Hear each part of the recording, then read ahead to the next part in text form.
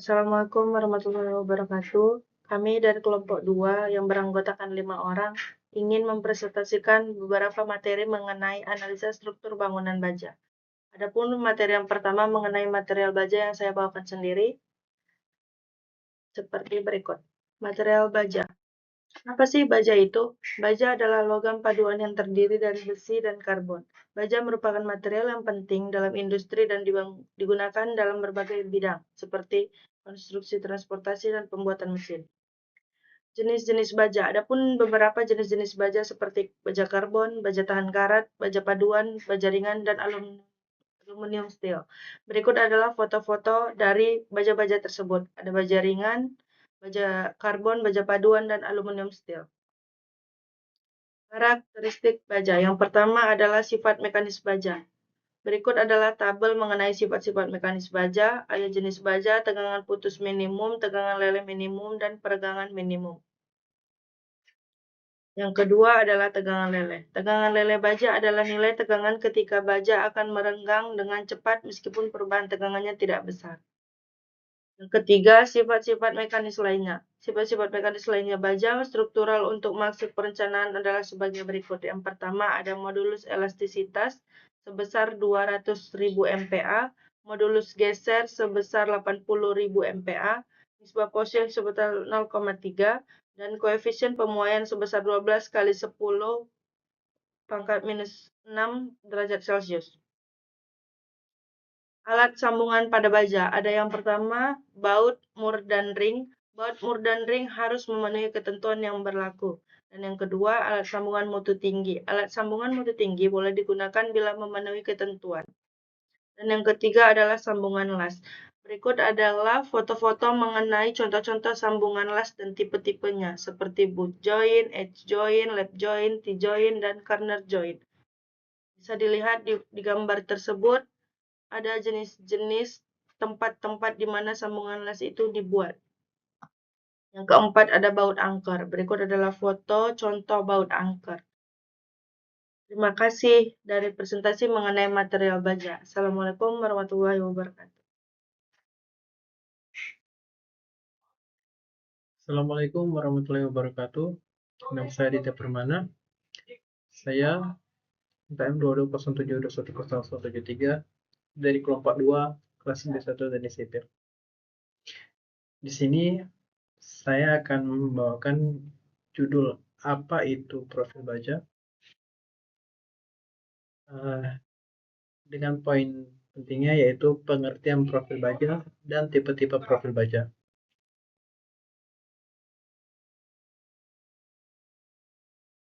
Adapun definisi dari profil baja ialah elemen struktural yang dibentuk dari material baja melalui proses pembentukan canai panas hot rolled atau canai dingin cold formed.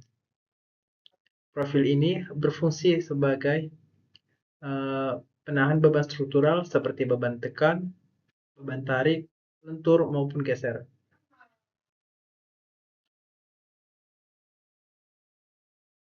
Adapun pembentukan profil baja terbagi menjadi dua macam, yaitu yang pertama canai panas atau hot rolled, di mana baja dipanaskan hingga mencapai suhu tertentu sekitar 1100 derajat Celcius dan dibentuk menggunakan roll hingga profil yang diinginkan tercapai. Contoh dari produk canai panas ini ialah profil baja WF, profil baja H-beam, dan profil baja E-beam. Yang kedua, ada canai dingin atau cold form, di mana pembentukan baja dilakukan pada suhu ruangan melalui proses penekanan mekanis. Adapun contoh produk dari canai dingin ini ialah profil baja C, profil baja Z, dan pipa baja tipis. Profil baja memiliki karakteristik mekanis. Yang pertama, kekuatan tarik, disimbolkan dengan Fy. Di mana untuk baja BJ37, kekuatan lelehnya ialah 240 MPa atau megapascal. sedangkan untuk BJ41 adalah 280 MPa. Selanjutnya, ada modulus elastisitas yang dilambangkan E besar, di mana rata-rata 200.000 megapascal untuk semua jenis baja struktural.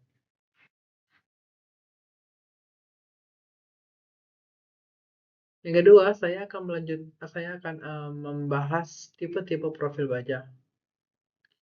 Yang pertama, ada profil I atau WF, dengan nama latin white flange. Profil baja WF atau white flange adalah salah satu jenis profil baja struktural yang memiliki penampang berbentuk huruf H. Profil ini dirancang untuk mendistribusikan beban secara merata dengan flange sayap horizontal yang lebih besar dan lebih lebar dibandingkan profil baja I atau dari badan profilnya itu, sehingga memiliki kekuatan lentur dan geser yang tinggi. Profil baja WF memiliki karakteristik seperti kekuatan lentur dan kekuatan geser tinggi. Yang kedua, simetris sehingga distribusi beban lebih merata. Penggunaan dari profil baja WF ini biasanya sebagai struktur balok, kolom pada bangunan gedung bertingkat, dan jembatan. Yang kedua, ada profil baja I-beam atau INT, mana memiliki bentuk hampir mirip baja WF, namun memiliki sayap lebih kecil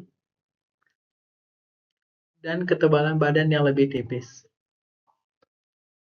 Adapun karakteristik dari profil I-beam ialah memiliki bobot lebih ringan dibandingkan WF, namun memiliki kapasitas beban lebih rendah. Penggunaan dari profil I-beam ini ialah sebagai struktur sekunder seperti balok kecil atau rangka atap. Yang ketiga, ada profil C atau channel. Ia memiliki bentuk penampang berbentuk huruf C dengan dua sayap pada sisi atas dan bawah.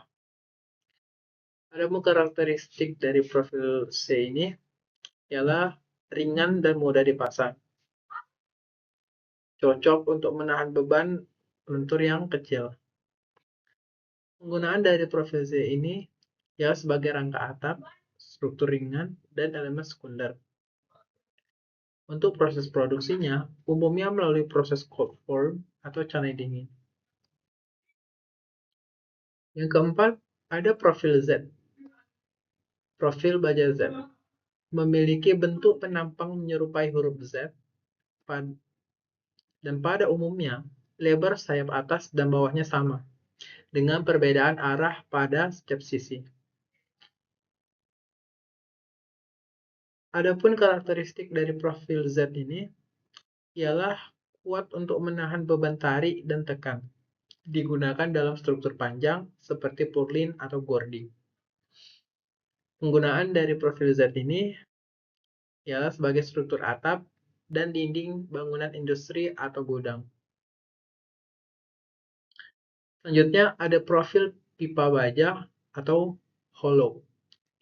Pipa baja atau sering disebut hollow adalah profil baja berbentuk tabung yang memiliki penampang bulat, persegi, atau persegi panjang, di mana sisi dari baja hollow ini ialah tertutup.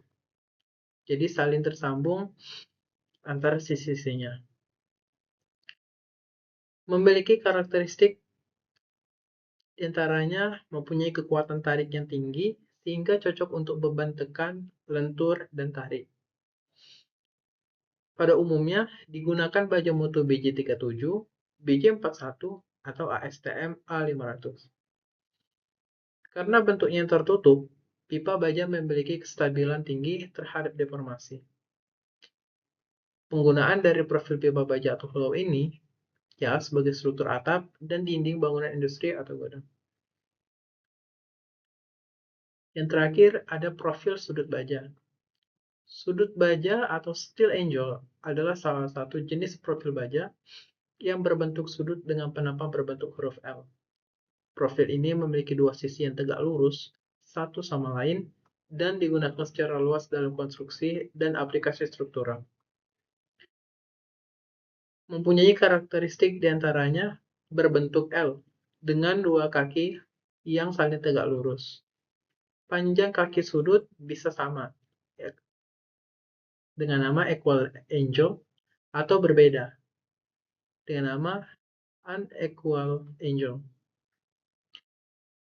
Terbuat dari baja karbon, baja tahan karat atau stainless steel, atau baja galvanis untuk mencegah korrosi. Kuat dalam menahan gaya tekan, tarik, atau lentur sesuai aplikasinya. Nah, itulah isi dari apa itu profil baja dan tipe-tipe dari profil baja. Apabila ada kekurangan, saya memohon maaf. Terima kasih. Assalamualaikum warahmatullahi wabarakatuh. Assalamualaikum warahmatullahi wabarakatuh. Perkenalkan, nama saya Alisa Fira. Saya akan mempresentasikan tentang pembebanan pada struktur baja dan kombinasi berdasarkan SNI 1729/2020. Yang pertama, tujuannya adalah memahami konsep pembebanan pada struktur baja dan menjelaskan jenis-jenis beban dan kombinasi yang digunakan dalam desain. Next, jenis-jenis beban pada struktur baja. Yang pertama, beban mati atau dead load, yaitu berat sendiri struktur dan elemen tetap. Contohnya rangka baja, lantai, dan dinding. Yang kedua, beban hidup atau life load yang memiliki arti beban yang bervariasi atau bergerak. Contohnya orang, kendaraan, peralatan. Yang ketiga ada beban angin atau wind load. Yang keempat ada beban gempa atau seismic load. Yang kelima ada beban khusus. Ketentuan pembebanan, beban nominal dan kombinasi beban harus sesuai dengan yang ditetapkan dalam peraturan bangunan gedung yang berlaku. Bila peraturan tersebut tidak ada, maka beban nominal, dan kombinasi beban harus diambil seperti yang ditetapkan dalam ASCE SEI 7. Next, kombinasi beban. Yang pertama, analisa beban balok lentur penampang kompak. Yang kedua, analisa balok lentur non-kompak. Yang ketiga, analisa pengaruh geser pada batang lentur. Yang keempat, analisa balok lentur pengaruh terpusat. Kombinasi beban memiliki dua rumus. Yang pertama dengan rumus DFBK, dan yang kedua kombinasi beban menurut rumus DKI. Seperti di layar ini rumusnya. Ketentuan desain berdasarkan metode DFBK dan DKI. Yang pertama, menurut DFBK, RU lebih kecil dari rho Rn. Metode DKI, RA lebih kecil dari Rn per omega. Sekian presentasi dari saya. Assalamualaikum warahmatullahi wabarakatuh. Assalamualaikum warahmatullahi wabarakatuh. Saya Rahmatullah Putra Hasibuan, MPM 74, akan menjelaskan tentang perencanaan dan analisis struktur bangunan baja. Presentasi ini akan membahas aspek penting dalam perencanaan dan analisis struktur bangunan baja, khususnya pada desain balok baja untuk menahan beban lentur, geser, dan pengaruh beban lainnya. Desain balok lentur mempunyai konsep dasar. Balok baja merupakan elemen struktural utama dalam bangunan baja yang dirancang untuk menahan beban lentur akibat berat struktur di atasnya. Perhitungannya, desain balok lentur melibatkan perhitungan momen lentur maksimal, tegangan lentur, dan pemilihan penampan balok yang tepat untuk menahan beban. Desain balok geser. Tegangan geser, beban geser terjadi akibat gaya yang bekerja tegak lurus terhadap permukaan penampang balok. Perhitungan desain balok geser melibatkan penentuan tegangan geser maksimal dan pemilihan penampang balok yang sesuai untuk menahannya. Di sini ada pengaruh beban yang itu meliputi beban mati, beban hidup, beban angin, beban gempa. Pertimbangan desain. Yang pertama, faktor keamanan. Faktor keamanan merupakan pertimbangan penting untuk memastikan struktur dapat menahan beban lebih besar dari beban desain. Yang kedua, stabilitas. Stabilitas struktur harus dipertimbangkan untuk mencegah kegagalan akibat gaya lateral seperti beban angin atau gempa. Yang ketiga, korosi. Dan selanjutnya, analisis struktur. Yang pertama, metode analisis. Yang kedua, software analisis. Yang ketiga, verifikasi desain. Baik, Sekian, perencanaan dan analisis struktur bangunan baja merupakan proses yang kompleks yang membutuhkan pemahaman yang mendalam tentang prinsip-prinsip mekanika struktur, bahan, dan beban yang bekerja pada struktur. Sekian penjelasan dari saya. Wassalamualaikum warahmatullahi wabarakatuh.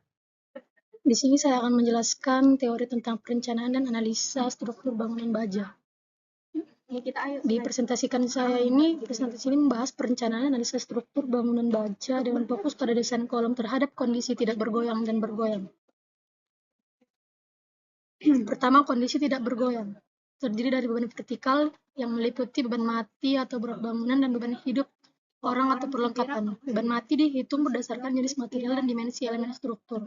Beban hidup dihitung berdasarkan fungsi ruang dan peraturan terkait. Yang selanjutnya beban horizontal yang meliputi dengan beban angin dan beban gempa. Yang dihitung berdasarkan kecepatan angin dan bentuk bangunan dan dihitung juga berdasarkan zonasi gempa dan karakteristik tanah. Selanjutnya, analisa struktur. Yang pertama, analisa beban. Kedua, pemilihan profil. Yang ketiga, periksa kekuatan. Yang kedua, kondisi bergoyang yang terdiri dari gaya bergoyang, elemen penyangga, dan analisa dinamis. Yang beban horizontal, yang gaya bergoyang menyebabkan struktur bangunan bergoyang. Gaya bergoyang ini mempengaruhi dan stabilitas struktur. Yang kedua, elemen penyangga. Penyangga seperti brakit dan shear wheels digunakan untuk menstabilkan struktur dan mengurangi efek bergoyang. Desain kolom bergoyang. Yang pertama, konstruksi bracing yang dimana elemen struktur yang dipasang secara diagonal untuk menahan gaya bergoyang. Bracing dapat berupa bracing horizontal, bracing diagonal, atau bracing silang. Yang kedua, pertimbangan desain. Yang bergoyang mempertimbangkan kekuatan bracing, koneksi antara bracing dan kolom, dan efek bracing pada stabilitas struktur. Ini adalah terdiri dari contoh desain kolom. Yang pertama, data input. Kedua, analisa struktur. Ketiga, hasil analisa. Pertimbangan desain kolom. Pertama, koneksi. Koneksi antara kolom dan elemen struktur lain seperti balok harus kuat dan mampu menahan gaya yang bekerja. Kedua, korosi. Mempertimbangkan kemungkinan korosi pada baja dan gunakan material yang tahan terhadap korosi atau lapisan pelindung. Ketiga, pemeriksaan yang secara berkala diperlukan untuk memastikan stabilitas dan keamanan struktur.